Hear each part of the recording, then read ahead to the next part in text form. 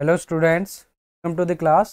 आज का टॉपिक जो रहने वाला है वो रहेगा हमारे पास वेक्टर। आज हम वेक्टर को स्टडी क्या होता है the physical quantity physical quantity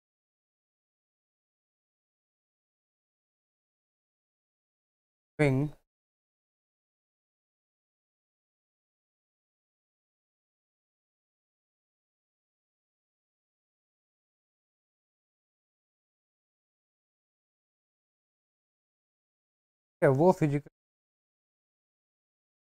और की कोई डायरेक्शन हो, साथ ही साथ क्या करे वो ओबे करे लॉ ऑफ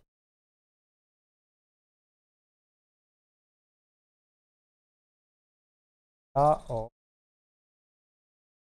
वेक्टर तरह की जो क्वांटिटी है 1+1 2 होता है उसके एक लॉ होती है, ये करेंगे तो वो law of vector addition follow करना है। वो क्या कहें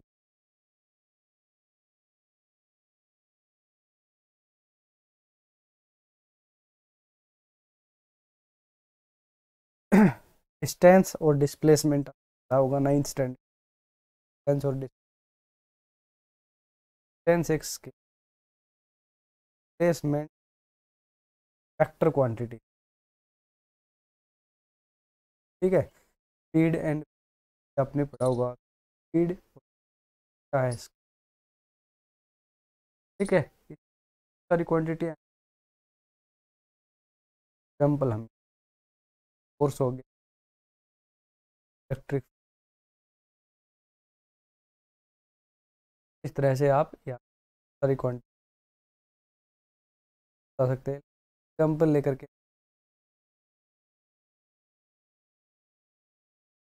वेक्टर क्वांटिटी, ठीक है। अब देखेंगे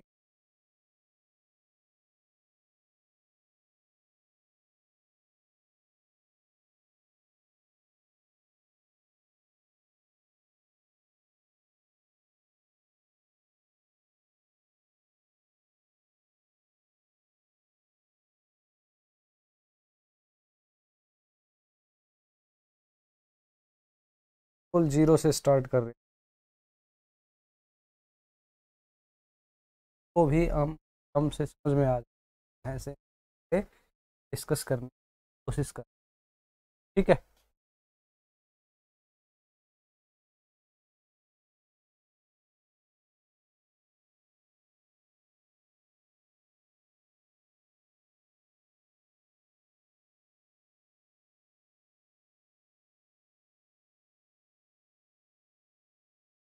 एक लाइन सेगमेंट हो गया और ए बी जो लाइन सेगमेंट है, अगर इस वेक्टर फॉर्म में रिप्रेजेंटेशन ए बी कोई वेक्टर बताना चाहे तो ए बी की कोई पर्टिकुलर डायरेक्शन हो, ठीक है। मान लेते हैं मैंने स्टार्टिंग में ये वाली डायरेक्शन है, ए बी जो लाइन सेगमेंट है उसको हम वेक्टर फॉर्म में जब नोटेशन दें, मैं लिख दूंगा ए से बी और उसके ऊपर एक एरो हेड ले ले। वो एरो हेड किधर होगा, लेफ्ट साइड का और राइट साइड की तरफ जाए, ठीक है। अब देखो, अब इसी की तरह इस, मान लो ये ए बी लाइन जो है वो इधर हो गया, ये हो गया ए तो ये हो गया, और ये कुछ इस तरह से है कि इसकी जो डायरेक्शन है वो इस डायरेक्शन में है, ठीक है। तो ये जो बी ए बन जाएगा अभी ये, ठीक है, बी से चल रहा है और ए की तरफ जा रहा है। तो इस केस में जो सेकंड केस है, ये तो फर्स्ट केस हो गया। अब जो सेकंड केस है मेरे पास उससे क्या हो जाएगा, बी से ए हो जाएगा, लेकिन एरो हम इस तरह से नहीं बनाएंगे, ठीक है। ये क्या हो जाएगा, रोंग हो जाएगा कि बी से ए तो जा रहा है लेकिन एरो हमेशा कैसा रहेगा, जो ऊपर जो रिप्रेजेंटेशन देगा एरो जो है, एरो हमें वेक्टर के बारे में नोटेशन दे रहा है कि एरो अगर ऊपर आ गया तो एक वेक्टर क्वांटिटी, और एरो हमेशा लेफ्ट से राइट ही जाएगा, ठीक है। अब ए से बी जो वेक्टर है उसकी डायरेक्शन है लेफ्ट से राइट, और बी से ए वेक्टर है उसकी डायरेक्शन है राइट से लेफ्ट। मान लेते हैं अगर ए और बी जो वेक्टर है उसका मैग्नीट्यूड और बी और ए वेक्टर के मैग्नीट्यूड के बराबर है, और डायरेक्शन क्या हो जाएगी, लेकिन डायरेक्शन क्या हो जाएगी, अपोजिट हो जाएगी। तो हमारे पास तो इसको रिप्रेजेंटेशन होगा, वो क्या हो जाएगा, minus O B. Vector A B जो रहेगा वो वेक्टर बी ए के मैग्नीट्यूड में तो बराबर है, इसका मैग्नीट्यूड तो इसके बराबर है, लेकिन ये नेगेटिव साइन क्या बता रहा है, डायरेक्शन के बारे में बता। ठीक है, कि जो डायरेक्शन है वो ए बी से अपोजिट है, इसी वजह से ये नेगेटिव नेगेटिव साइन। ठीक है, ओके, ये हो गया हमारे पास रिप्रेजेंटेशन कर सकते। आगे के टॉपिक में क्या आता है, बस एक्ट्रेस टाइप होते हैं, टाइप के बारे में बात, क्या क्या टाइप,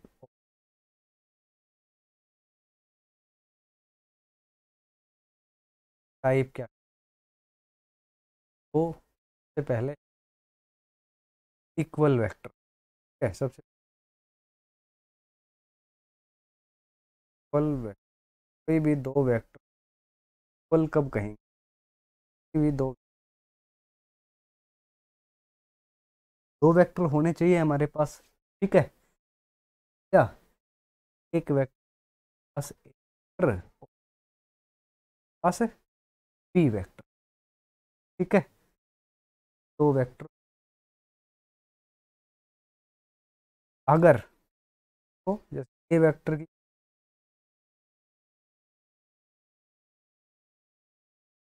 ऐसे ही कोई बी,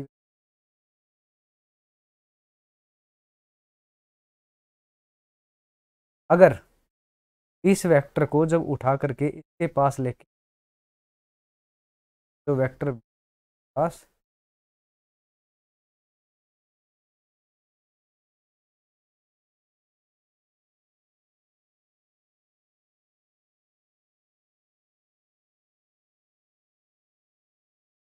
वेक्टर बी को भी उठा करके यहाँ लेके आए, और ए वेक्टर की टेल बी वेक्टर की गए, और वेक्टर की बी वेक्टर की हेड से मिलती है, इसमें एक और इक्वल वेक्टर, वो वेक्टर इक्वल है, अगर ए की टेल और हेड एक दूसरे के, इसमें हम दोनों वेक्टर इक्वल वेक्टर के। ठीक है,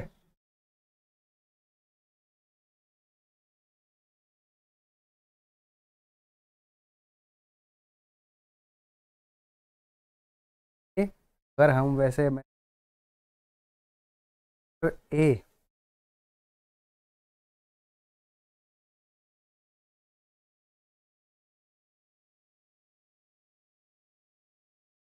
अगर ए और बी का टेल और हेड साइड करा जाए, ठीक है, दोनों की एक ही लेंथ हो और डायरेक्शन भी दोनों की सेम ही, तो उस केस में, तो अगर हम हमारे पास कोई दे रखा है कि ए वेक्टर इज वेक्टर के इक्वलेंट है, तो उस केस में मैग्नीट्यूड ऑफ ए जो है वो बराबर रहे, ए इज इक्वल टू बी लिख सकते। ठीक है, लेकिन अगर हमारे पास ऐसा कुछ दे रखा हो कि ए इज इक्वल टू बी है, तो ऐसा कोई ज़रूरी नहीं है कि ए वेक्टर, ठीक है, अगर a is equal to b, a vector b vector b vector की नॉट नेसेसरी है यहाँ पे हमेशा ऐसा हो, लेकिन अगर ऐसा है, पहले वाला केस अगर है, तो फिर वो ऐसा होगा, तो ये है की वजह से ये तो बिल्कुल सही रहेगा, तो always this is always happening, ये तो हमेशा सही रहेगा। और अगर ये दे रखा है तो ये ज़रूरी नहीं है कि हमारे पास हमेशा एक, ठीक है। उसके बाद दूसरा जो पॉइंट आता है मेरे पास, वो आता है पैरेलल वेक्टर, लेकिन ये दो वेक्टर पैरेलल कब कहेंगे,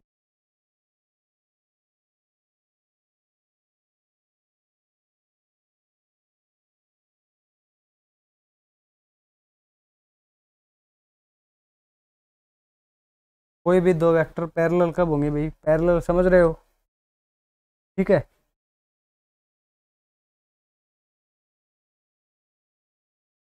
एक वेक्टर ये है मेरे पास, ए वेक्टर दे दिया मान लो, एक वेक्टर ये है, ये मान लेते हैं वेक्टर है। ठीक है।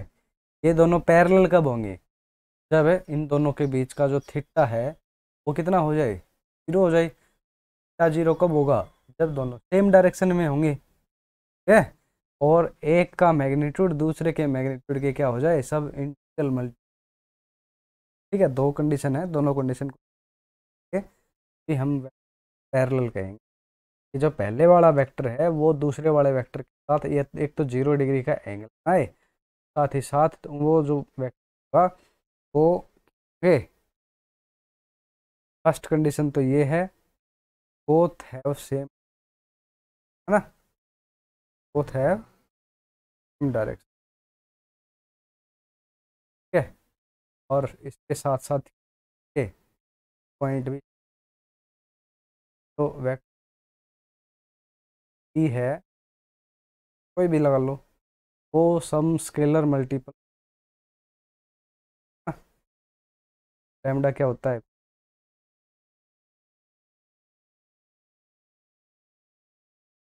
इसमें हम ई और पैरेलल वेक्टर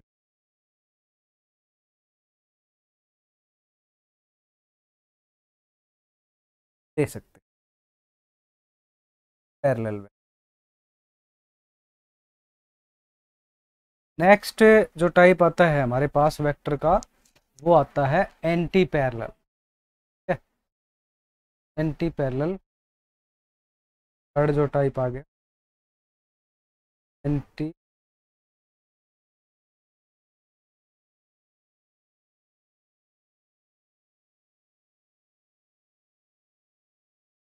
इन्हें भी दो वेक्टर को एंटी पैरेलल कब कहेंगे, जब जब भाई वो पैरेलल ना होकर के उससे अपोजिट हो। तो क्या कहेंगे, मान लेते हैं कि एक ए वेक्टर है और एक बी वेक्टर है, ये दोनों एंटी पैरेलल कब होंगे, जब पहली कंडीशन तो ये हो कि बोथ हैव ऑपोजिट डायरेक्शन, दोनों की डायरेक्शन कैसी होनी चाहिए, अपोजिट होनी चाहिए। देखिए अगर ए वेक्टर की डायरेक्शन ये है, बी वेक्टर की डायरेक्शन इस दिशा में होनी चाहिए, है ना? ये इस डायरेक्शन में हो गई और ये हो गई, है ना, क्योंकि अपोजिट डायरेक्शन हो गई। और बी कंडीशन क्या कह रही है कि जो पहला है magnitude of a vector other, जो है वो some scalar multiple of magnitude of other. ठीक है। मैग्नीट्यूड ऑफ वन वेक्टर, एक वेक्टर का जो मैग्नीट्यूड है वो is scalar multiple of other vector. ठीक है, दूसरा जो वेक्टर है उसका सम स्केलर मल्टीपल हो, तो हम क्या कह देंगे, जैसे बी वेक्टर यहाँ पे बड़ा दिखाई दे रहा है, बी वेक्टर जैसे पहले वाले में 4 टाइम्स ऑफ ए वेक्टर था, तो यहाँ अपोजिट है, एंटी है, तो यहाँ पे क्या हो जाएगा, negative of minus of 4 times of, negative of 4 times of, ये हो जाएगा हमारे पास एंटी पैरेलल। ठीक है।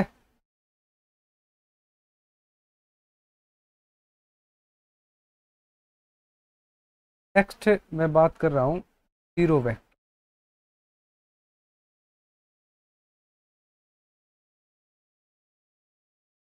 किसी भी वेक्टर को जीरो वेक्टर कब कहें, कोई भी वेक्टर जीरो वेक्टर कब कहें, तो अगर हमारे पास कोई भी वेक्टर है जिसका मैग्नीट्यूड क्या है, जीरो है, अगर वेक्टर का मैग्नीट्यूड क्या है, जीरो है, then it is called zero vector. ठीक है। जैसे फॉर एग्जांपल अगर बात करें कि जीरो वेक्टर की पास से प्रॉपर्टीज हैं, जीरो वेक्टर को डिफाइन करने के लिए प्रॉपर्टीज का हैं, अगर एक ए वेक्टर को, सॉरी, उसके एंटी पैरेलल वेक्टर ए के साथ ऐड कर दें तो हमारे पास क्या वेक्टर आएगा, 0 वेक्टर आएगा। ठीक है, अगर वेक्टर ए और वेक्टर बी दोनों का सम 0 वेक्टर है तो क्या हो जाएगा, वेक्टर ए और वेक्टर बी में जो रिलेशन रहेगा वो क्या रहेगा, वेक्टर बी जो है वो वेक्टर ए का एंटी पैरेलल हो जाएगा। ठीक है, अगर हमारे पास कोई 0 वेक्टर है और इसको किसी सेकेंडर से मल्टीप्लाई कर दें तो हमारे पास 0 ही आएगा। ठीक है, 0 वेक्टर को किसी भी स्केलर के साथ अगर मल्टीप्लाई कर दें, उसका के टाइम्स अगर हम निकालना चाहें तो हमारे पास 0 ही आए। ठीक है, अगली बात करते हैं कि अगर किसी वेक्टर के साथ मल्टीप्लाई कर दें तो, अगर 0 वेक्टर को किसी वेक्टर ए के साथ मल्टीप्लाई कर दें तब भी हमारे पास 0 ही आए। ठीक है, एडिशन की बात करें, एडिशन में देख लेते हैं कि 0 वेक्टर है, एक हमारे पास कोई ए वेक्टर है। ठीक है, और या फिर ए वेक्टर में 0 वेक्टर को ऐड कर दें तो उस केस में हमारे पास जो रिजल्टेंट आएगा वो ए वेक्टर ही रहने वाला है। ठीक है भाई, तो ये ऐसा ही रहेगा। ये कुछ प्रॉपर्टीज थी हमारे पास 0 वेक्टर। ठीक है, नेक्स्ट जो टर्म आती है मेरे पास उसकी मैं बात करता हूँ।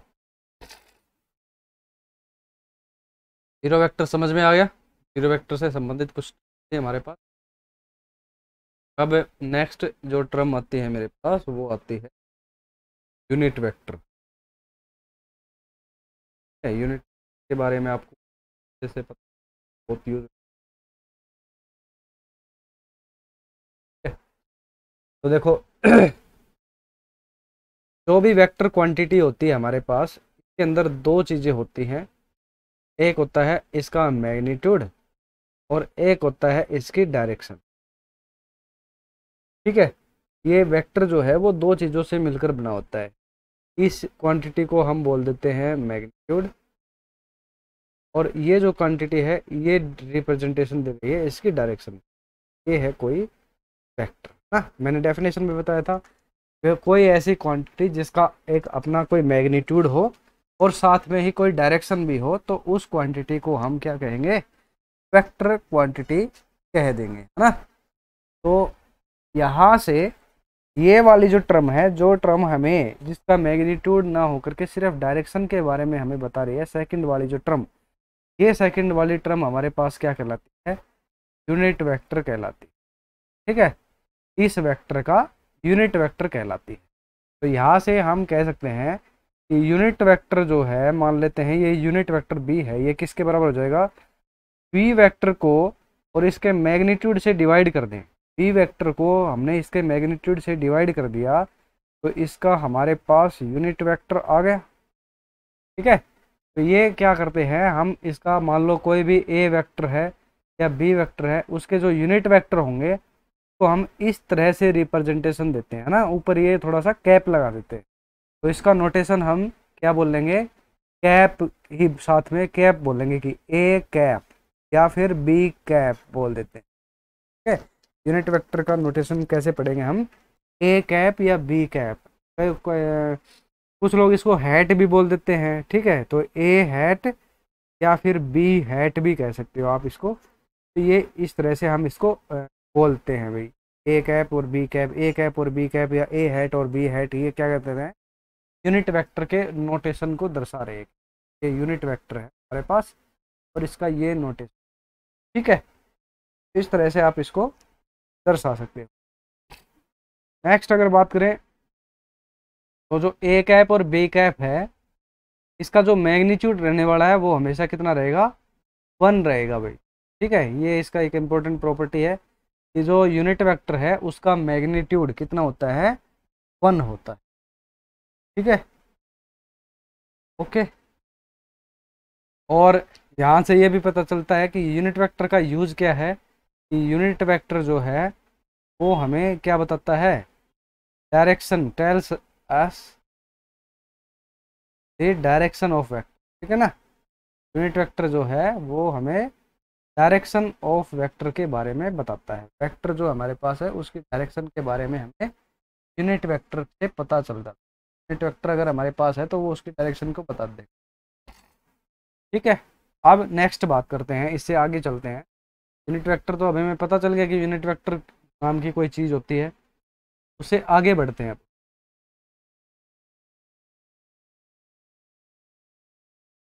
नेक्स्ट जो प्रॉपर्टी आती है वेक्टर्स की, वेक्टर्स का टाइप, वो है मेरे पास ऑर्थोगोनल यूनिट वेक्टर्स।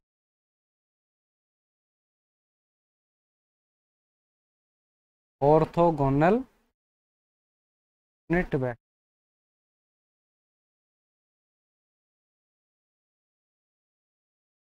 देखो, हमारे पास ऑर्थोगोनल मतलब एक दूसरे के साथ म्यूचुअली परपेंडिकुलर। ठीक है, तो ये हो जाएंगे। देखो, मैं एक कोऑर्डिनेट सिस्टम बना रहा हूँ।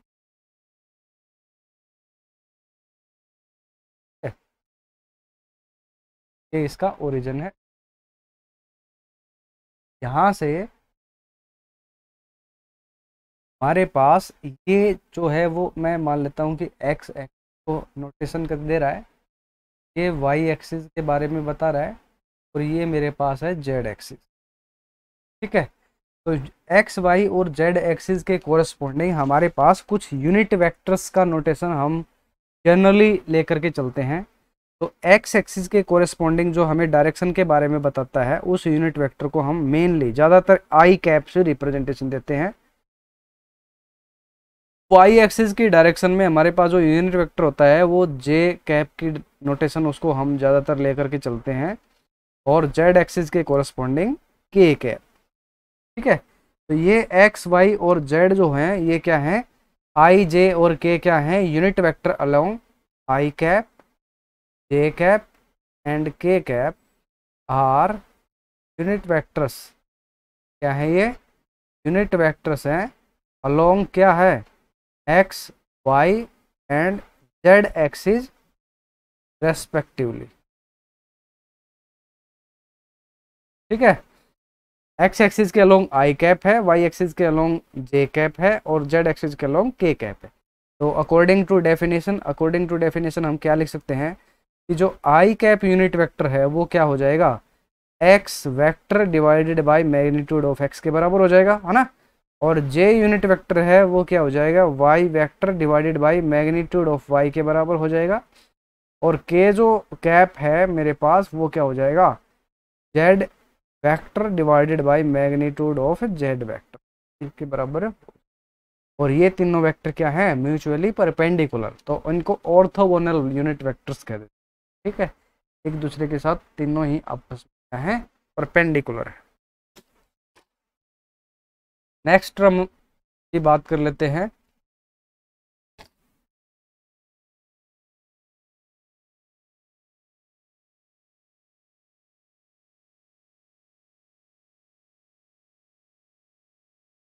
नेक्स्ट टर्म मेरे पास है negative vector.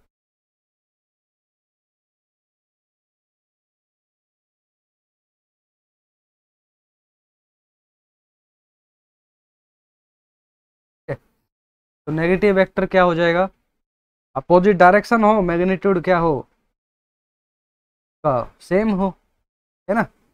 Negative of vector भी magnitude is same and given direction is reverse. तो अगर ये ए वेक्टर ये है, इस तरह से अगर हम इसको रिप्रेजेंटेशन दे रहे हैं, और इसके यहाँ पर कोई वेक्टर आ जाए, मान लो बी वेक्टर, तो ये बी वेक्टर क्या हो जाएगा, negative of my vector A, क्योंकि यहाँ पे हमारे पास जो वेक्टर ए है उसका मैग्नीट्यूड क्या है, वेक्टर बी के मैग्नीट्यूड के बराबर है। ठीक है, इसकी टेल और इसका हेड क्या है, कंसाइड कर रहे हैं। तो यहाँ मैग्नीट्यूड तो इक्वल है, एंड दोनों के बीच का जो एंगल थीटा है वो कितना है, 180 डिग्री है। In that case vector B is negative of vector A के बराबर हो जाएगा। बी वेक्टर जो होगा वो माइनस ऑफ वेक्टर ए के बराबर हो जाएगा, क्योंकि दोनों की डायरेक्शन अपोजिट है, मैग्नीट्यूड दोनों का सेम है। ठीक है, को टर्मिनल वेक्टर है नेक्स्ट टर्म हमारे पास। तो को टर्मिनल यानी कि जितने भी हमारे पास वेक्टर है सबका टर्मिनल सेम हो। टर्मिनल मतलब एंड पॉइंट, जिस पॉइंट पर जाकर के वे मिल रहे हैं उनको बोलेंगे को टर्मिनल वेक्टर्स।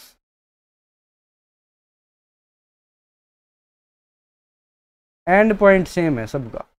मतलब एक यहाँ पे कोई ओरिजिन है मान लो पॉइंट, और वेक्टर एक यहाँ पे आकर के मिल रहा है, ठीक है, दूसरा वेक्टर भी यहीं पर आकर के मिल रहा है, तीसरा वेक्टर भी यहीं पर आकर के मिल रहा है, चौथा वेक्टर भी यहीं पर आकर मिल रहा है।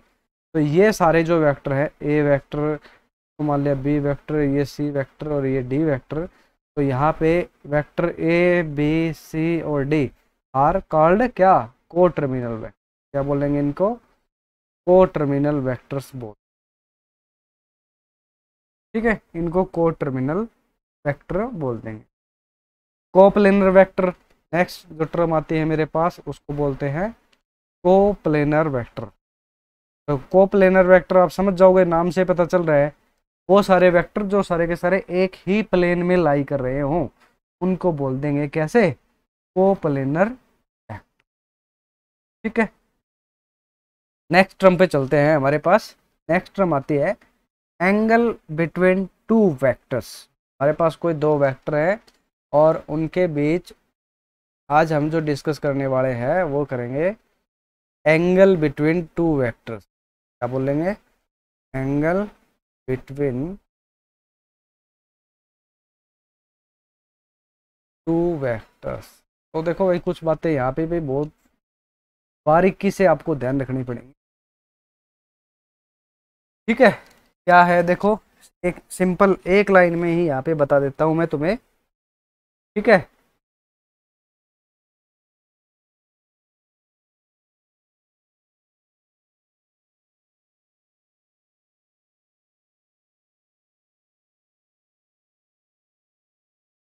तो यहाँ पे ये वाला कलर, पहली जो बात है इम्पोर्टेंट, वो क्या कह रहा है,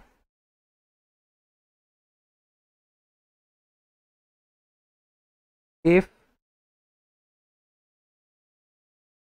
head of the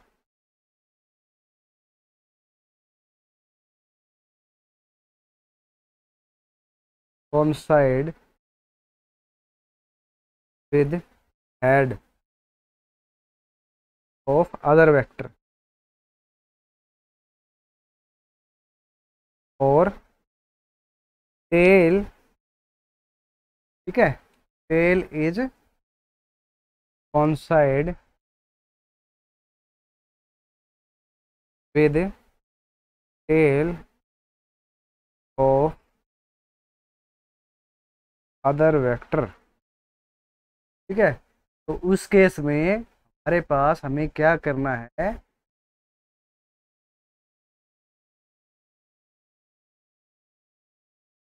the angle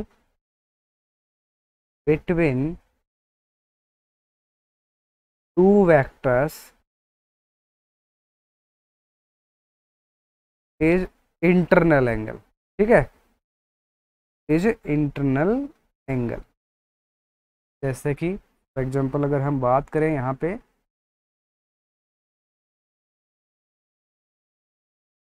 मैं एक शो कर रहा हूँ यहाँ कि एक वेक्टर ये हो गया और एक दूसरा वेक्टर ये हो गया, इसका भी हेड ये है, तो दोनों का ए वेक्टर का भी हेड और बी वेक्टर का भी हेड, ठीक है, एक ये है एक ये वेक्टर है, इसका ये हेड है इसका ये हेड है, तो दोनों का टेल है यहाँ पे, तो ए वेक्टर का भी टेल और बी वेक्टर का भी टेल, यानी कि दोनों वेक्टर्स का या तो हेड हेड के साथ कोइंसाइड करे या टेल टेल के साथ कोइंसाइड करे। तो उस केस में हमारे पास जो एंगल थीटा रहेगा वो रहेगा दोनों वेक्टर्स के बीच का इंटरनल एंगल। दोनों वेक्टर के बीच में जो इंटरनल एंगल बन रहा है वो रहेगा angle between these two vectors, ठीक है, ये एंगल रहेगा दोनों वेक्टर के बीच का एंगल। अब दूसरी बात करते हैं, दूसरे केस में मेरे पास मैं यहाँ पे सेकंड डेफिनेशन लिख रहा हूँ। सेकंड डेफिनेशन क्या कह रही है, if head of one vector coincide with tail of another vector, समझ रहे हो ना, tail of other vector and vice versa, है ना, एंड वाइस वर्सा, यानी कि दूसरे वेक्टर की टेल इसके हेड से टकराए या इसका हेड टेल से टकराए, द एंगल बिटवीन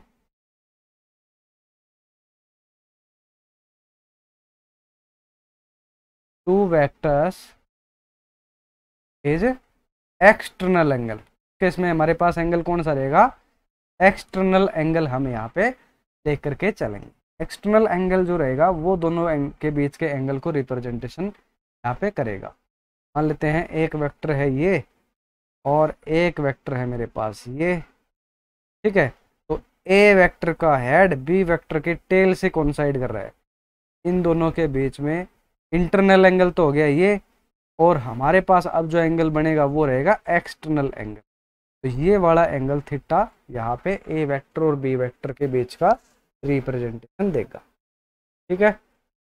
इस तरह से आप बता सकते हो भाई, ओके। और बना दो कोई इस तरह का, ये बना दिया और एक बन गया, ठीक है। तो वेक्टर ए जो है वो तो हो गया ये, और वेक्टर बी हो गया ये, दोनों के बीच का इंटरनल एंगल तो बन गया ये। एक्सटर्नल एंगल बनेगा क्या, दोनों के बीच का एक्सटर्नल एंगल क्या बन जाएगा, ये वाला एंगल बन जाएगा मेरे पास। तो ये वाला जो एंगल है थीटा, ये क्या रहेगा, एंगल बिटवीन ए और बी। ए और बी ये वाला ना होकर के ये वाला रहेगा एक्सटर्नल एंगल, ये वाला ना होकर के ये वाला रहेगा, ठीक है। जब एक का हेड दूसरे के टेल के साथ कोइंसाइड करे तब एक्सटर्नल एंगल लेंगे, और दोनों ही वेक्टर का या तो हेड के साथ हेड कोइंसाइड कर रहा हो या टेल के साथ टेल कोइंसाइड कर रहा हो, तो उस केस में हमारे पास क्या रहेगा, जो एंगल रहेगा वो रहेगा कितना, इंटरनल एंगल, ठीक है। अब एंगल के केस में हमारे पास वेक्टर एडिशन की बात करेंगे कि एंगुलर जो वेक्टर जो एडिशन होता है, वेक्टर एडिशन के स्केलर के केस में तो हम डायरेक्ट एडिशन कर देते हैं कि अगर ए का मैग्नीट्यूड 1 यूनिट है, बी का मैग्नीट्यूड 2 यूनिट है, तो ए प्लस बी जो होगा वो 1 + 2 डायरेक्ट 3 हो जाएगा, ठीक है। लेकिन वेक्टर एडिशन में हमें कुछ लॉज होते हैं, उनको फॉलो करना पड़ेगा, ठीक है। तो पहले आता है हमारे पास लॉज ऑफ, ठीक है। के अंदर पहला जो टर्म है मेरे पास वो आ रहा है ट्रायंगल लॉ ऑफ वेक्टर,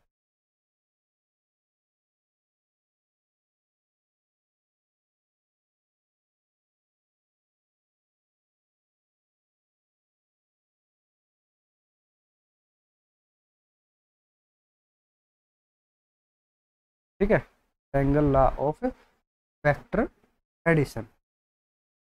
तो triangle law of vector addition क्या कह रही है, अगर हमारे पास कोई दो वेक्टर हैं, मान लेते हैं ए वेक्टर और बी वेक्टर, ये दोनों किसी एक ट्रायंगल की टू साइड्स को रिप्रेजेंट कर रहे हैं। अगर ए वेक्टर और बी वेक्टर दो ट्रायंगल की दो साइड्स हैं और दोनों की डायरेक्शन सेम है, अगर डायरेक्शन क्या है, दोनों की सेम है, तो जो जो हमारे पास जो थर्ड साइड होगी वो क्या बताएगी, वो थर्ड साइड इन दोनों के रिजल्टेंट के बारे में बताएगी। जैसे फॉर एग्जांपल कि अगर हम फिगर बनाएं, मान लेते हैं ये वेक्टर है ए, ठीक है, यहाँ से शुरू हो गया और इस पॉइंट पे जाके ख़त्म हो गया, और दूसरा वेक्टर है ये, मान लो मेरे पास कोई बी वेक्टर, दोनों की डायरेक्शन सेम है, तो ए वेक्टर और बी वेक्टर हो गया ये, मान लो ये ओरिजिन था यहाँ पे,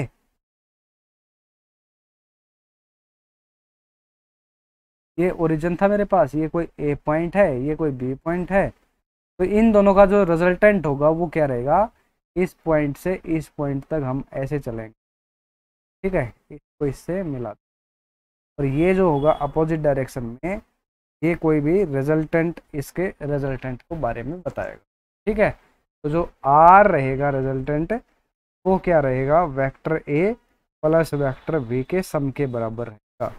this is the mathematical expression for triangular law of vector addition, ठीक है। Triangular law of vector addition का मैथमेटिकली जो रिप्रेजेंटेशन रहेगा वो हम इस तरह से यहाँ पे रिप्रेजेंटेशन दे सकते हैं,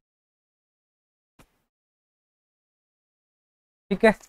अब रिजल्टेंट वेक्टर जो हमारे पास आर आया है उसका मैग्नीट्यूड क्या रहने वाला है इस केस में, उसके बारे में बात कर लेते हैं। तो देखो क्या रहेगा, magnitude and direction of resultant vector की निकाल के देखते हैं। यहाँ पे मैं लिख रहा हूँ मैग्नीट्यूड एंड डायरेक्शन ऑफ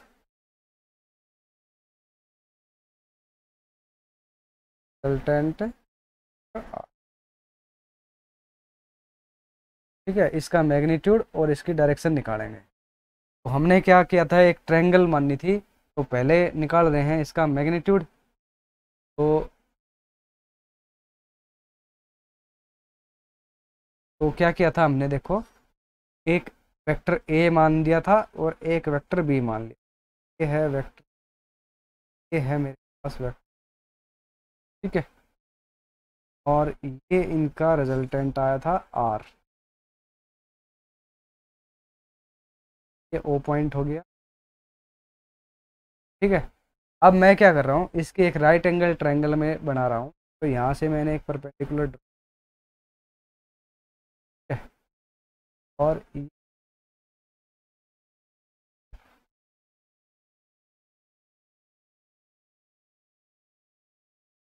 हो गया 90 डिग्री इस चीज, ठीक है। तो यहाँ पे 90 डिग्री हो गया। तो देखो ये एंगल जो है, ये एंगल हो गया मेरे पास कोई आर्बिट। तो अब इस ट्रायंगल की मैं बात करूँ, ए बी सी ट्रायंगल में अगर बात करें तो ये वाली साइड जो है वो मेरे पास होगी बी साइन ऑफ थीटा, ठीक है। और ये वाला नीचे वाला जो भाग है, ये वाला ए से सी, ये हो जाएगा बी कोस ऑफ थीटा, ठीक है। देखो ट्रायंगल ए बी सी, यहाँ पे मैं लिख भी सकता हूँ कि in triangle A B C, आप पूछोगे कैसे आ गया ये, तो कोस ऑफ थीटा किसके बराबर हो जाएगा, कोस ऑफ थीटा किसके बराबर होता है किसी भी ट्रायंगल के अंदर, बेस डिवाइडेड बाई, बेस को किससे डिवाइड कर दें, हाइपोटेन्यूज से, बेस डिवाइडेड बाई हाइपोटेन्यूज, ये हो जाएगा हमारे पास।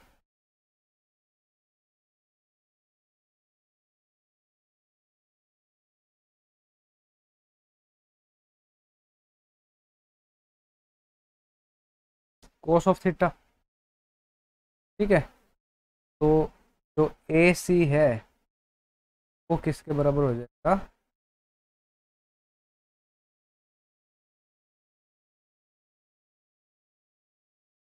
ए बी, और ए बी है यहाँ से यहाँ तक की लेंथ, वो है बी वेक्टर। तो हम यहाँ पे लिख सकते हैं बी वेक्टर और कोस ऑफ, ठीक है। इसी तरह से साइन ऑफ थीटा जो है वो किसके बराबर हो जाएगा,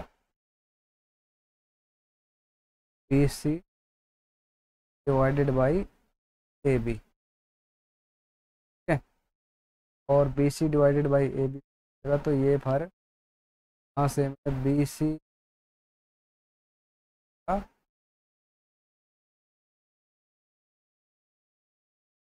ठीक है। अब कंप्लीट ट्रायंगल ले लो, complete triangle, right angle triangle बनी ना O B C, O B C हमारे पास एक कंप्लीट राइट एंगल ट्रायंगल बन गई पूरी। इस पूरे ट्रायंगल की बात करूं तो ये एक राइट एंगल ट्रायंगल बन गई। तो राइट एंगल ट्रायंगल में in triangle O B C, जो हाइपोटेन्यूज है ओ बी का स्क्वायर, वो क्या हो जाएगा, ओ सी बेस का square plus B C perpendicular का स्क्वायर, दोनों के सम के बराबर हो जाएगा, ठीक है। ओ बी किसके बराबर है, आर, आर वेक्टर के, आर मैग्नीट्यूड के बराबर है ना।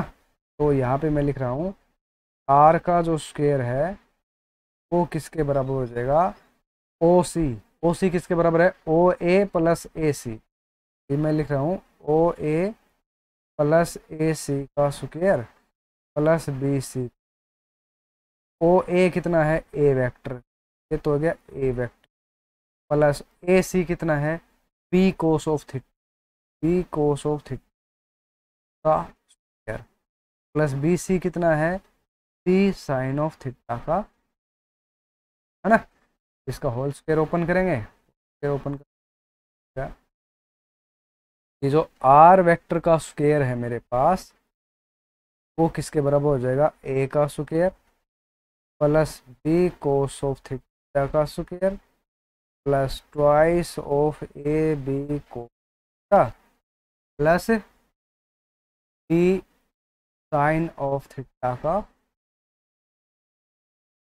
ए वेक्टर का square b square cos square theta twice of A B cos theta plus B square sine, sine और ये वाली टर्म बी स्क्वायर की टर्म एक साथ ले आओ, ये हो जाएगा ए square b square cos square theta b square sine theta plus twice of A B cos of theta. दोनों में से बी स्क्वायर कॉमन है, sine square plus cos square 1 हो जाएगा। मैं लिख सकता हूँ A square plus B square plus 2 A B cos of theta, ये आर वेक्टर का स्क्वायर, है ना। तो रिजल्टेंट जो आर वेक्टर है मेरे पास का जो मैग्नीट्यूड रहने वाला है वो क्या हो जाएगा, आर का जो मैग्नीट्यूड रहेगा वो रहेगा अंडर रूट ए का स्क्वायर प्लस बी का square plus 2 of A B cos of theta. ठीक है, तो आर वेक्टर मेरे पास आया, तो मैग्नीट्यूड तो ये क्या हो गया, मैग्नीट्यूड ऑफ आर।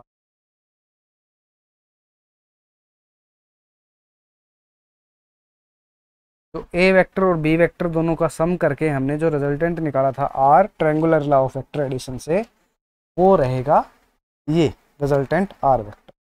अब इसकी डायरेक्शन के बारे में बात करें तो डायरेक्शन क्या हो जाएगी, देखो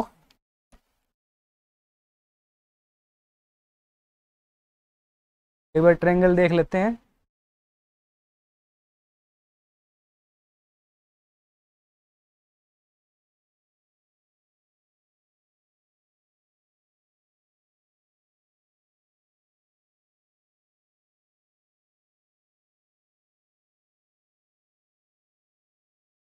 ये वाली ट्रायंगल है मेरे पास, तो इस ट्रायंगल में देखो क्या कर रहे हैं, ये एंगल हमने मान लिया कोई भी अल्फा एंगल है। ठीक है, तो आर की डायरेक्शन तो ये वाला एंगल ही बताएगा हमें आर की डायरेक्शन क्या है, तो ये वाला एंगल ले लेते हैं अल्फा। तो इसके कोरस्पॉन्डिंग टेंजेंट ऑफ अल्फा क्या हो जाएगा, परपेंडिकुलर बाय बेस, परपेंडिकुलर क्या है बी सी, और बेस कितना है ओ से सी तक, तो ओ से सी तक हो गया बेस, और ये हो गया बी सी, और ओ से सी तक क्या है ओ ए प्लस ए सी, है ना। तो ये हो जाएगा tan अल्फा के बराबर। तो बी सी की वैल्यू तो क्या है बी साइन ऑफ थीटा, ओ ए की वैल्यू है ए, और ये क्या है बी कोस ऑफ थीटा। तो tan अल्फा में क्या लिख सकता हूँ यहाँ पे नीचे, देखो कुछ इस टाइप से ट्रायंगल है हमारे पास, ठीक है ना। ये एंगल है अल्फा, ये मेरे पास है पॉइंट ए, ये है मेरे पास सी, ये था बी, और ये है ओ, ऐसा ही कुछ है।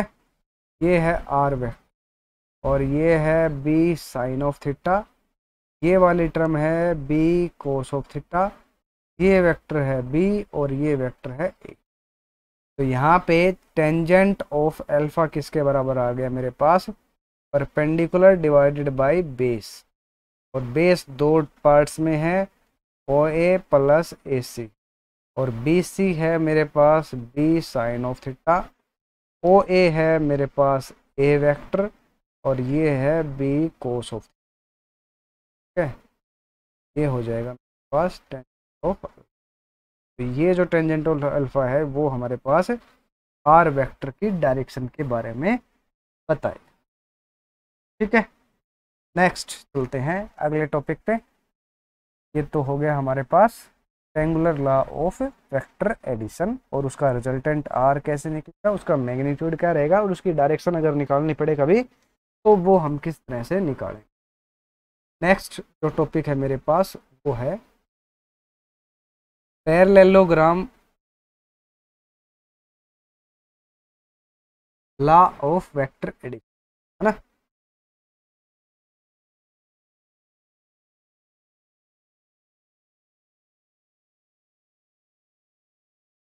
ये जब हम यूज करेंगे इस वाले लॉ को, तो हम क्या करके चलेंगे उस केस में कि हमारे पास जो दो वेक्टर होंगे उनको हम किसी भी एक पैरेललोग्राम की दो अपोजिट साइड मान लेंगे, है ना। ये हमारे पास जो भी हमारे पास दो साइड गिवन होंगी उनको हम मान के चलेंगे कि वे किसी भी पैरेललोग्राम की दो अपोजिट साइड हैं। तो क्या हो जाएगा, मान लेते हैं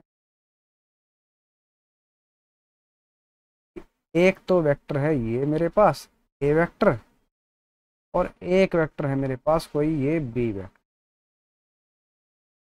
ठीक है, तो ये पैरेललोग्राम की दो अगर अपोजिट साइड हैं तो जो बची हुई दो साइड हैं वो कैसी होंगी, तो एक तो बी के पैरेलल होगी कुछ इस टाइप से, है ना, और एक हो जाएगी ए के पैरेलल, तो वो जाएगी कुछ इधर इस टाइप से। ठीक है, यहाँ तक ही लेके चलेंगे हम क्योंकि आगे तो हमें काम नहीं है।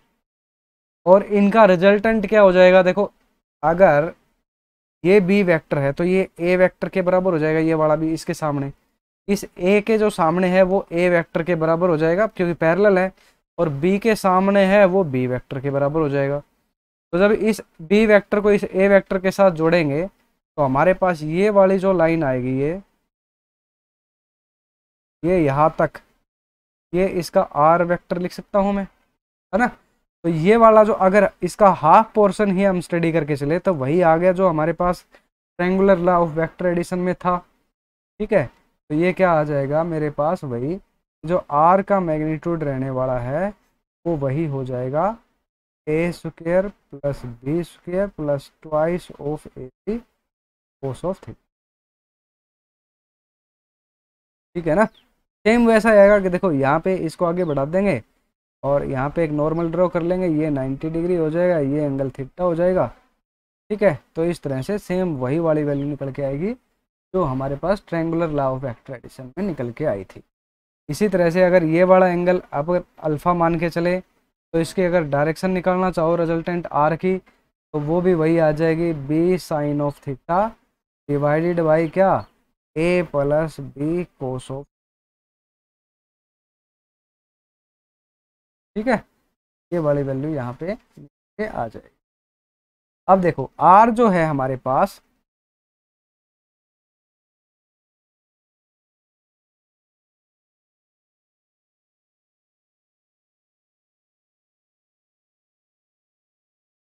आर जो है हमारे पास आर रिजल्टेंट आर वो किस पे डिपेंड कर रहा है, कोस ऑफ थीटा पे डिपेंड कर रहा है ना।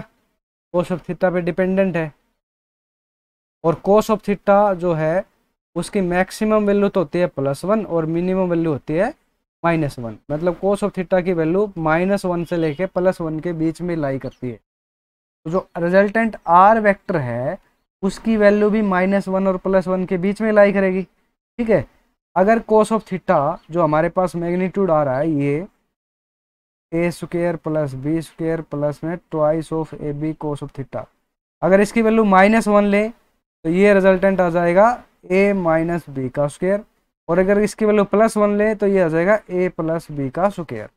मतलब जो हमारे पास जो आर है वेक्टर आर वो किस किस के बीच में लाई करेगा, वेक्टर आर की वैल्यू जो है वो ए माइनस बी और ए प्लस बी के बीच में लाई करेगी, यानी कि ए माइनस बी से तो बड़ी रहेगी और ए प्लस बी से छोटी, आर की वैल्यू ए माइनस बी और ए प्लस बी के बीच में लाई। ठीक है, वेक्टर आर को मैं ए प्लस बी का मैग्नीट्यूड लिख दूं तो ये हो जाएगा ए प्लस बी दोनों का मैग्नीट्यूड, ये लाई करेगा किसके बीच में, ए प्लस बी वेक्टर या फिर ए माइनस बी दोनों के बीच में लाई करेगा। अगर मैग्नीट्यूड को ओपन कर ले दोनों side taking both side magnitude, अगर दोनों तरफ मैग्नीट्यूड ले लें तो क्या हो जाएगा, इक्वलिटी का साइन। ठीक है, तो ये क्या हो जाएगा, magnitude of A plus B vector वो किसके बराबर, मैग्नीट्यूड ऑफ ए प्लस में या फिर मैग्नीट्यूड ऑफ ए माइनस, ठीक है, इन दोनों के बीच में लाई करेगा। क्योंकि हम कह सकते हैं कि जो ए प्लस बी वेक्टर्स का मैग्नीट्यूड होगा वो vector A minus vector B के मैग्नीट्यूड से तो बड़ा होगा, और ए प्लस बी वेक्टर का मैग्नीट्यूड जो होगा वो vector A plus vector B से छोटा होगा। ठीक है, एक इक्वेशन ये, ठीक है, इसको बोलते हैं हम ट्रायंगल इन इक्वलिटी। ये जो इक्वेशन हमारे पास रिप्रेजेंटेशन है इनको हम बोलते हैं ट्रायंगुलर इन इक्वलिटी।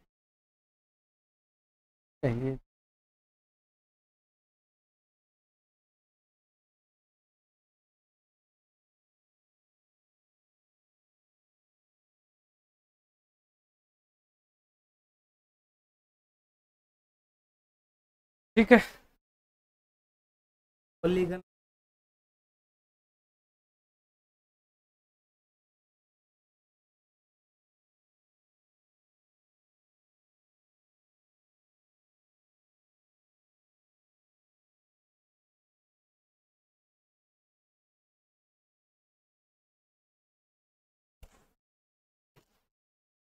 ट्रायंगल में तीन ही है वेक्टर का।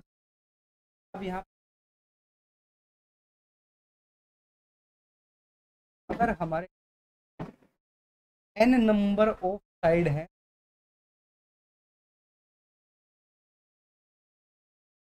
n साइड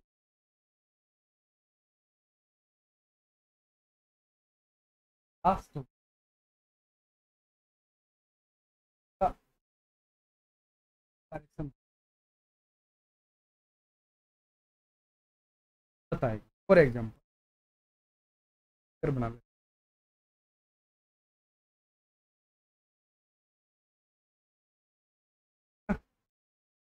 बाद एक बाद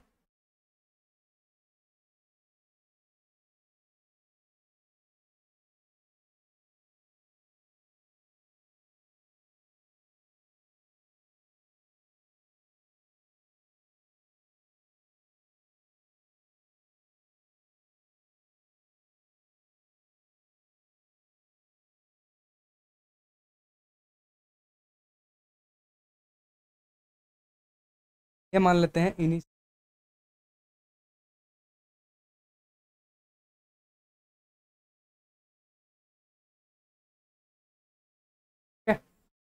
ये अपने अपने वेक्टर्स हैं, वेक्टर्स को नोट,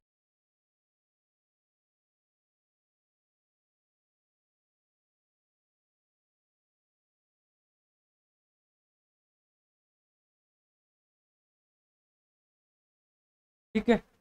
देखो वेक्टर ए को वेक्टर बी में जब ऐड करेंगे तो हमारे पास क्या करेगा, लगा सकते हैं, ये जो साइड होगी ये इन दोनों के रिजल्टेंट के बारे में बताएगी। ये बन जाएगा हमारे पास प्लस बी वेक्टर, ठीक है। अब नेक्स्ट स्टेप में ये वाला तो खत्म हो गया, अब ओ से चलेंगे पॉइंट पर, फिर बी से चलेंगे सी पॉइंट पर। नेक्स्ट वाली लाइन में ये वाला इन दोनों का रिजल्टेंट हो जाएगा, ये इन दोनों का रिजल्टेंट बताएगा। तो ये हो गया ए प्लस बी और सी, ये क्या बन जाएगा ए प्लस बी प्लस सी, तो कुछ बनेगा ये। ऐसे ही अगर इससे नेक्स्ट और चलें आगे तो मैं यहाँ से यहाँ मिलाऊंगा, ये वाली लाइन मिल जाएगी, ये वाली लाइन मिलाएंगे तो ये रिजल्टेंट हो गया प्लस डी। यहाँ से ये वाली जो लाइन बनेगी इसका रिजल्टेंट ए प्लस बी प्लस ना, और ये डी फिर इसके साथ में भी सेम डायरेक्शन है, लेकिन ये एफ क्या है, इससे अपोजिट डायरेक्शन है। रिजल्टेंट जो एफ वेक्टर आएगा वो किसके बराबर हो जाएगा A plus B plus C plus D plus एक्सन। लास्ट वाली जो लाइन पास जिसकी वो पॉलीगन लॉ ऑफ के बारे, ठीक है। ये हो गया पॉलीगन लॉ। अब एडिशन के केस में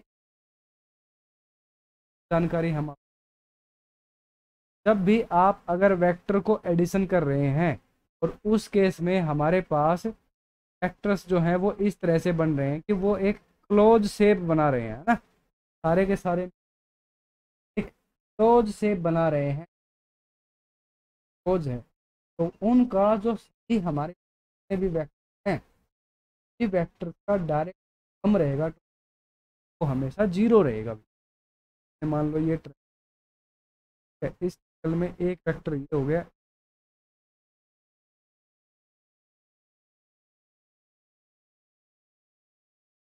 ए वेक्टर, वेक्टर वेक्टर का जो सम रहेगा जीरो रहेगा। अगर ये क्वाड्रिलेटरल बना रहे हैं, ए पॉइंट है, मान ये है मेरे पास, ये है मेरे, सम रहेगा सभी वेक्टर्स, वेक्टर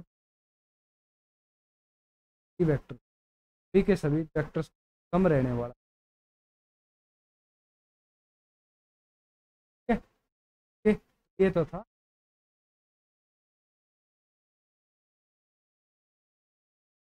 अब आगे चल, अगर हमारे पास कंपोनेंट्स में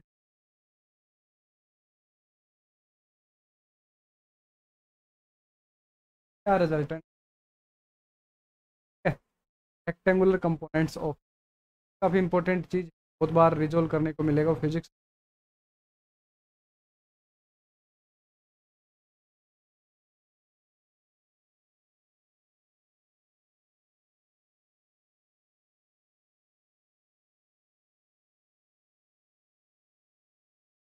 रेक्टेंगुलर कंपोनेंट के वेक्टर के रेक्टेंगुलर कंपोनेंट क्या होंगे, पहले हम एक प्लेन में बात करते हैं। प्लेन मतलब एक टू डायमेंशनल, फर्स्ट के two dimension,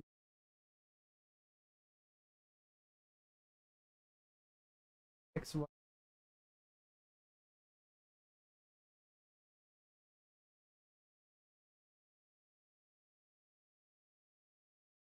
angle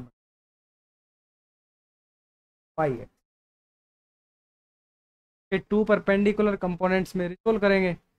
two perpendicular करेंगे तो क्या होगा? ये हो जाएगा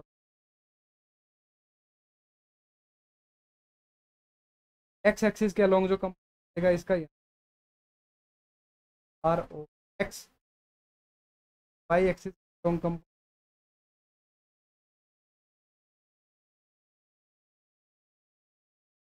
है। तो रिजल्टेंट आर जो वेक्टर है हमारे पास, वो क्या रहेगा, वो क्या रहेगा, वो R of X, R of sum रहेगा, sum R of, unit vector की अगर बात करें तो एक्स एक्सिस के अलोंग हमारे पास यूनिट वेक्टर होता है आई कैप, और वाई एक्सिस के अलोंग हमारे पास है, ठीक है। अगर ये थीटा है तो ये एंगल टोटल 9 एंगल हो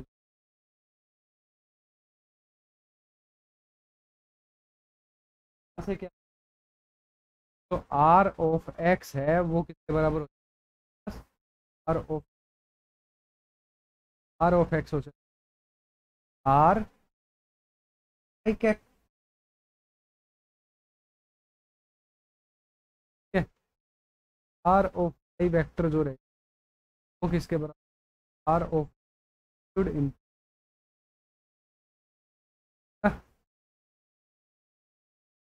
दे सकते हैं आर वेक्टर को डायरेक्ट लिख, R of X cap plus R of, ना वेक्टर नोटेशन करके इसके, तो जब हमने इसको रिजोल्व किया था दो कंपोनेंट्स में, एक्स एक्सिस हुआ एंगल थीटा रहेगा, यहाँ पे आर ऑफ एक्स किसके बराबर हो, आर ऑफ एक्स बराबर वो किसके, आर इन और R of Y vector in sine of दोनों की दोनों दीजिए बड़े में आर वेक्टर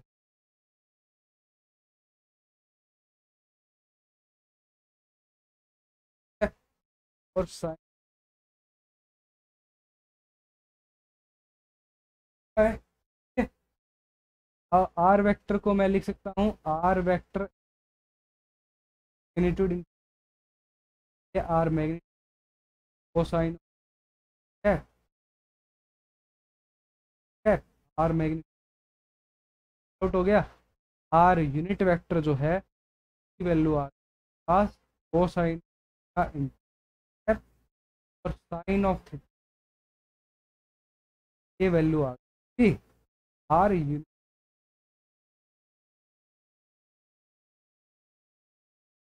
वेक्टर की वैल्यू। अब आर ऑफ एक्स और आर ऑफ वाई जो टर्म है दोनों को ऐड कर देते हैं वाले जो term of X Y add करते हैं। Squaring and adding this two क्या हो जाएगा आर एक्स का स्क्वायर आर वाई का ये किसके बराबर हो जाएगा are square cos square theta R square sine square theta. R square common out हो गया sine square plus R square और यहाँ जो वेक्टर आर है मैग्नीट्यूड किस हो जाएगा तो आर स्क्वायर हो जाएगा वो हो आर एक्स वाई का आर का जो मैग्नीट्यूड वो आर एक्स वाले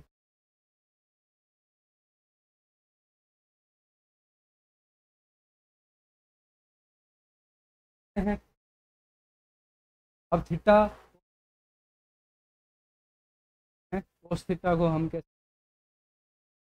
एंगल से R of sine of theta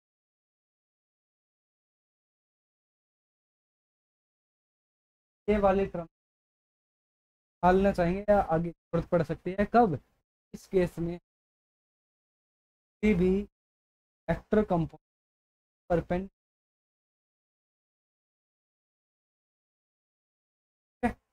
अब अगर ये वेक्टर हमारे पास 2 डायमेंशनल में ना हो 3 डायमेंशनल में प्लेन में ना हो फ्री स्पेस में हो फ्री स्पेस में होगा तो कैसा होगा 3 डायमेंशनल एंड केस आता है इन फ्री स्पेस।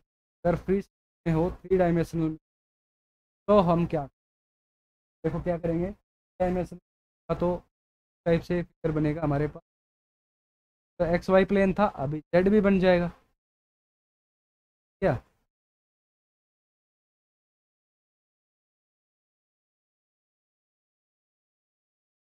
तो रिजल्टेंट आर रहने वाला है वो कैसा रहेगा यहाँ से यहाँ जो मिले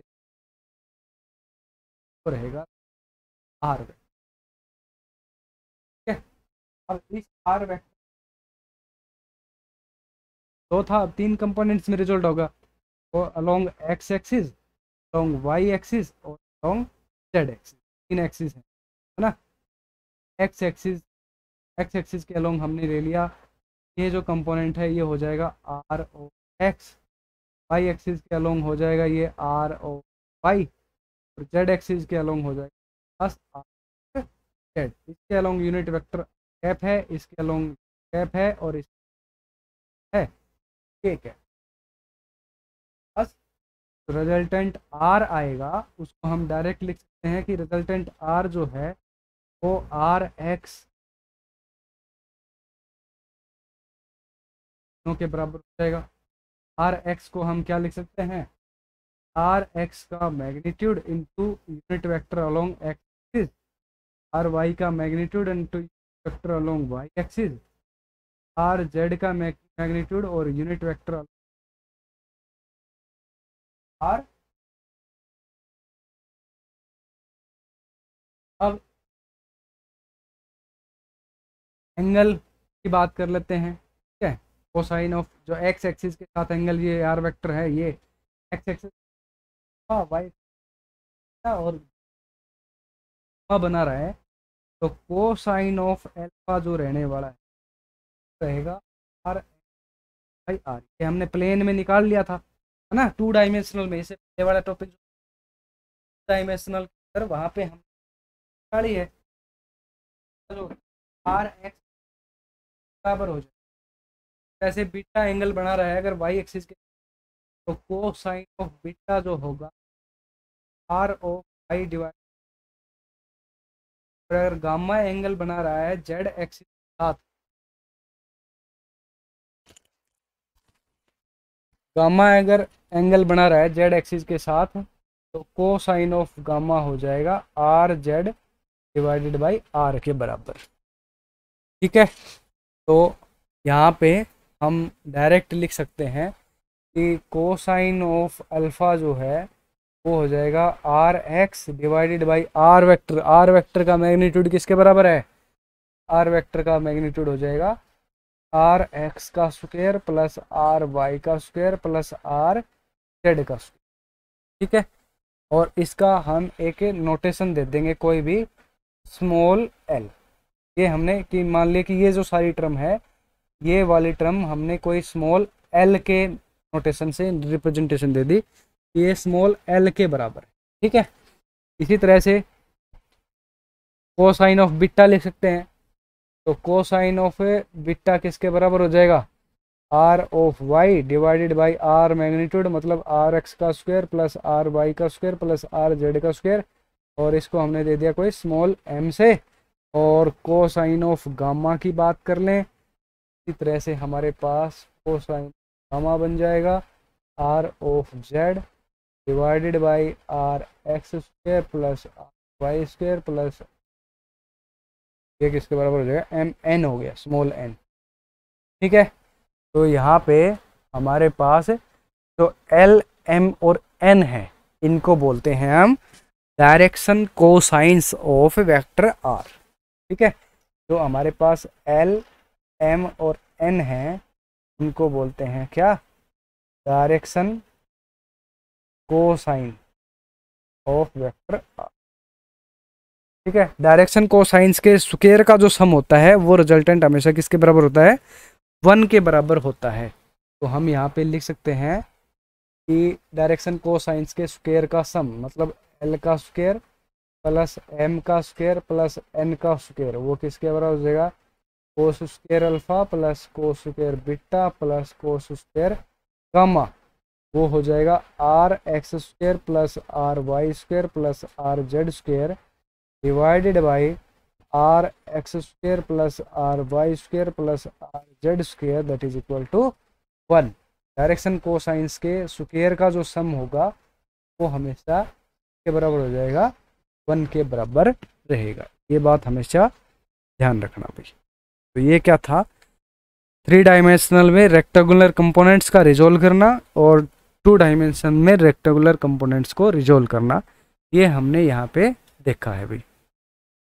अब बात करते हैं सब्ट्रैक्शन ऑफ ए वेक्टर्स। कोई भी 2 वेक्टर है, उनका एडिशन देख लिया हमने, कंपोनेंट्स में रिजोल्व कर लिया कि उनकी कौन कौन सी लॉ हमने यूज करनी पड़ेंगे। अब हम यहाँ पे सब्ट्रैक्शन और देख लेते हैं एक बार, उसके बाद मल्टीप्लिकेशन नेक्स्ट लेक्चर में देखेंगे। तो सब्ट्रैक्शन ऑफ 2 वेक्टर्स, कोई भी 2 वेक्टर है उनका सब्ट्रैक्शन कैसे करेंगे वो देख लेते हैं।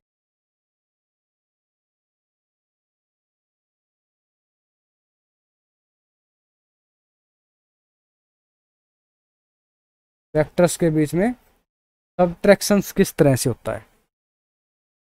तो देखो हमारे पास अगर हम डायरेक्ट लिखें कि ए वेक्टर माइनस बी वेक्टर, कि ए वेक्टर में से बी वेक्टर को सब्ट्रैक्ट कर रहे हैं, तो इसका मतलब ये होता है कि ए वेक्टर में हम ऐड कर रहे हैं नेगेटिव ऑफ बी वेक्टर, ठीक है। इसका ये मतलब होता है भाई। तो हमने अभी देखा है कि जो जब 2 वेक्टर्स को ऐड करते हैं हम, ए वेक्टर प्लस बी वेक्टर, तो इनका जो मैग्नीट्यूड आता है वो किसके बराबर आता है? Under root of A square plus B square plus twice of vector A into B और एंगल हो जाएगा कोसाइन ऑफ थीटा, है ना। जब थीटा हमारे पास यहाँ पे 0 ले लें, जब इसको होल स्क्वायर को ओपन करेंगे तो ये a प्लस बी के मैग्नीट्यूड के बराबर आएगा, है ना। तो हमारे पास हम क्या करें कि a माइनस बी आए, यानी कि अगर इसको a माइनस बी वैक्टर लेके आना हो तो हमें क्या करना होगा, इस कोसाइन ऑफ थीटा को चेंज करना होगा। इसकी वैल्यू अगर -1 आ जाए तो उस केस में हमारे पास ये a माइनस बी के स्क्वायर के बराबर आ जाएगा, ए square plus B square plus twice of A B, और यहाँ पे किसी तरह -1 आ जाए। तो कोसाइन ऑफ थीटा की वैल्यू अगर -1 आ जाए तो हम यहाँ पे a माइनस बी लिख सकते हैं। तो देखो, जब हमने दो वेक्टर्स को ऐड किया था तो हमने क्या किया था, ये हो गया था मेरे पास कोई b वेक्टर, ये हो गया था मेरे पास कोई a वेक्टर, और ये हो गया था दोनों के बीच का एंगल थीटा। और यहाँ पे जो रिजल्टेंट था, ये यहाँ पे रिजल्टेंट गया था r, ठीक है। और r कोई एंगल यहाँ पे बना रहा था, कोई भी एंगल बना रहा था, मान लो बीटा, ठीक है। तो अगर a माइनस बी लेना हो तो क्या कर लेंगे, यहाँ पे नेगेटिव ऑफ b ले लेंगे, यानी कि b को नेगेटिव डायरेक्शन में और बढ़ा देंगे, और b को जब नेगेटिव डायरेक्शन में बढ़ाएंगे तो a और b का जो रिजल्टेंट आएगा वो कोई इधर आएगा, इस डायरेक्शन में। तो अब जो यहाँ पे जो थीटा बनने वाला है वो थीटा क्या बनेगा, यहाँ पे अपोजिट बनेगा ना। तो ये थीटा कितना हो जाएगा, अब 180 माइनस थीटा के बराबर हो जाएगा। थीटा कितना हो जाएगा, 180 माइनस थीटा से चेंज हो जाएगा। तो यहाँ पे जो हमने कोसाइन ऑफ थीटा लिया था वो अब क्या हो जाएगा, कोसाइन ऑफ 180 माइनस थीटा, और 180 माइनस थीटा किसके बराबर होता है, माइनस ऑफ कोस थीटा के बराबर होता है। तो यहाँ पे ये वाली वैल्यू पुट कर देता हूँ मैं, इसको मैं लिख रहा हूँ यहाँ पे, इसको थोड़ा सा रफ कर लेता हूँ। ये वाली जो टर्म है इसको मैं यहाँ लिख रहा हूँ अभी कि कोसाइन ऑफ 180 माइनस थीटा, समझ रहे हो ना। 180 माइनस थीटा क्यों किया था, क्योंकि b को नेगेटिव में एक्सटेंड करेंगे, नेगेटिव में एक्सटेंड करेंगे तब रिजल्टेंट नीचे आ जाएगा, नीचे आ जाएगा तो वो एंगल कितना बनाएगा, 180 माइनस थीटा, क्योंकि टोटल कितना है 180 और ऊपर बच गया थीटा, तो नीचे वाला कितना हो गया 180 माइनस थीटा। तो यहाँ पे 180 माइनस थीटा मैंने लिख लिया। तो यहाँ से मैग्नीट्यूड क्या बन जाएगा अभी, ये बन जाएगा a square plus B square plus में 2ab और -1, तो ठीक है, यानी कि cosine of minus of cosine of theta लिख सकता हूँ, माइनस ऑफ कोसाइन ऑफ, ये बन जाएगा मेरे पास a square plus B square minus of 2ab cos of theta, ठीक है। तो यहाँ से इसका मैग्नीट्यूड क्या हो जाएगा, ये a माइनस बी के बराबर हो जाएगा। तो ये हो जाएगा magnitude of a vector minus B vector के बराबर, ठीक है। एंगल की अगर बात करें तो ये दोनों के बीच में एंगल कितना रहेगा, वहाँ पे तो tan अल्फा दिया था हमने, यहाँ इसमें बीटा नोटेशन दे दिया। तो जो एंगल रहेगा वो क्या हो जाएगा, टेंजेंट ऑफ बीटा, वो किसके बराबर हो जाएगा, b sine of theta divided by a plus B cos of theta के बराबर था उस केस में, है ना। तो यहाँ थीटा को रिप्लेस कर दो 180 माइनस थीटा से, तो b sine of 180 minus theta, ठीक है। ये क्या बन जाएगा, a plus B cos of 180 minus theta. 180 पे साइन नो चेंज होता है, कोस का माइनस कोस हो जाता है। तो यहाँ पे टेंजेंट ऑफ बीटा जो बनेगा वो बन जाएगा b sine of theta divided by a minus B cos of theta, a minus B, ये हो जाएगा जो हमारे पास रेक्टेंगुलर रिजल्टेंट कंपोनेंट r था, जो एंगल बनाएगा x एक्सिस के साथ, वो एंगल ये रिप्रेजेंटेशन यहाँ पे देगा, ठीक है। तो यहाँ से हमने अभी तक जो कंक्लूजन निकाला है वो क्या निकाला है, देखो उसको मैं यहाँ पे एक बार लिख देता हूँ कि क्या कंक्लूजन निकल के आया है। If two vectors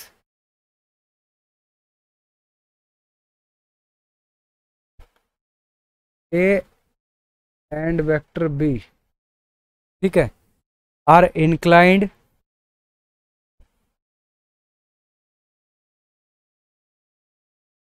eight an angle theta, then R का जो सम रहने वाला है वो रहेगा a vector plus b vector के बराबर, ठीक है। तो हम कोई भी D1 दे देते हैं, और ये D1 क्या होता है, डायगोनल। जो भी हमारे पास पैरेललोग्राम बनेगा उसका बिगर डायगोनल के बराबर हो जाएगा। ठीक है, बिगर डायगोनल ऑफ पैरेललोग्राम, जो भी पैरेललोग्राम बनेगा इन दो वेक्टर से, उनका जो बिगर डायगोनल होगा, बड़े वाला जो डायगोनल होगा, उसके बराबर ये सम आएगा। और अगर डिफरेंस की बात करें तो ये हो जाएगा ए वेक्टर माइनस बी वेक्टर के बराबर, ये हो जाएगा D2, और ये हो जाएगा इक्वल टू स्मॉलर डायगोनल। ठीक है, smaller diagonal of parallelogram, parallelogram के स्मॉलर डायगोनल के बराबर आ जाएगा। ठीक है, अगर आपको डायगोनल दे रखे हैं, मान लेते हैं एक D1 डायगोनल है स्मॉलर डायगोनल, एक D2 डायगोनल है बिगर डायगोनल, तो ये तो था a प्लस बी के बराबर, और ये है a माइनस बी के बराबर। तो जो साइड a रहेगी वो किसके बराबर हो जाएगी, D1 plus D2 divided by 2, और साइड b अगर निकालना पड़े डायगोनल से तो वो किसके बराबर हो जाएगा, D1 माइनस D2 बराबर बाई 2। ठीक है, तो ये था एडिशन और subtraction, all about in a vector addition और वेक्टर सब्ट्रैक्शन। मल्टीप्लिकेशन के बारे में हम नेक्स्ट लेक्चर में स्टडी करेंगे। आज बस इतना ही करते हैं, उसके बाद नेक्स्ट लेक्चर में देखते हैं।